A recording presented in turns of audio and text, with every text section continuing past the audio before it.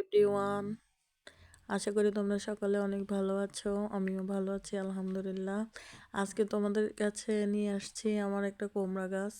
শুধু গোবর আর মাটি দিয়ে আমি এটা চাষ করছি।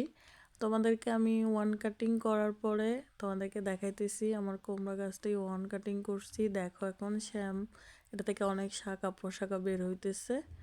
দেখো এই যে এখান থেকে, যেখানে কাটিং করছি ওখান থেকে একটা শাখা বের হয়েছে, প্রত্যেকটা ডোগার নিচে শাখা। এই যে দেখো আরেকটা শাখা।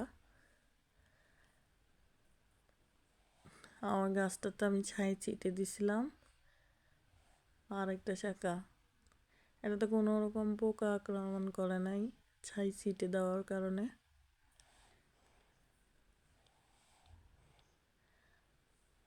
আরেকটা শাখা, অসংখ্য শাখা বের হয়েছে ওয়ান কাটিং করার পরে।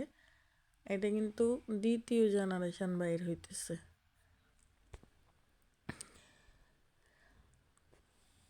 বাই।